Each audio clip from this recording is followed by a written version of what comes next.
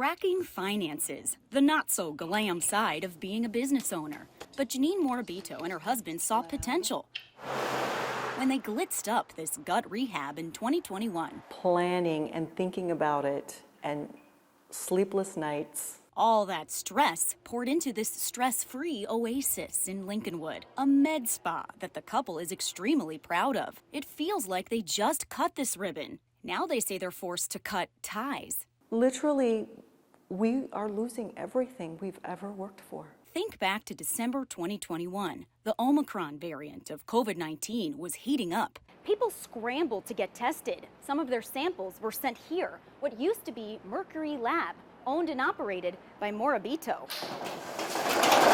This storage unit is home to what's left of Mercury Lab, a vent used for rapid and PCR testing, pipettes and vials.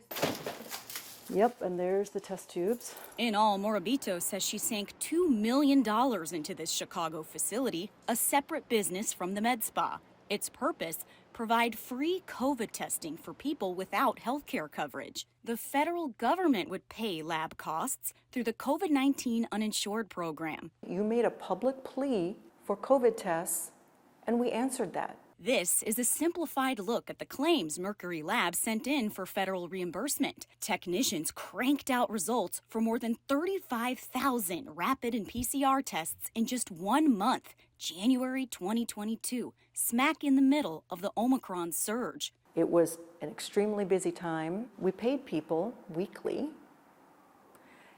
and the expectation was that we would be paid any day. Reimbursements are on a rolling basis. The majority of claims are paid within 30 days, according to this uninsured program fact sheet from the Health Resources and Services Administration.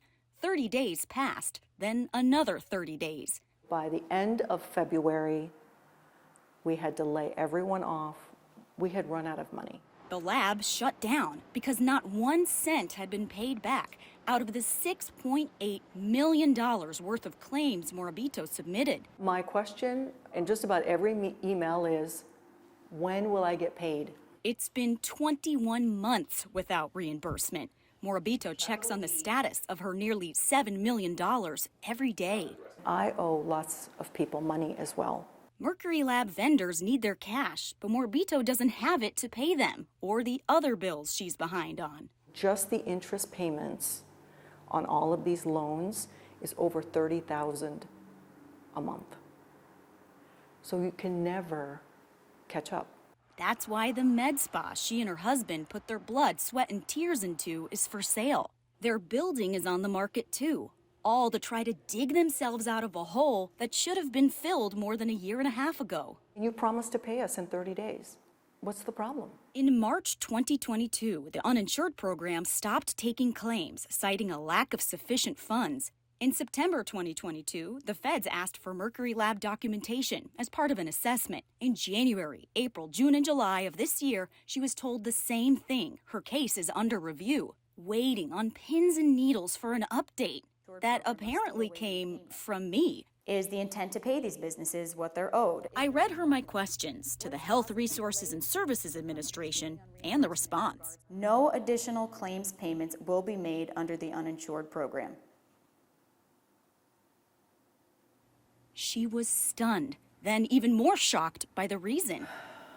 This bill is the culmination of bipartisan negotiations. Congress passed a law called the Fiscal Responsibility Act this May. President Joe Biden signed it in June. The legislation raised the country's debt ceiling and rescinded billions of dollars from some pandemic-related efforts.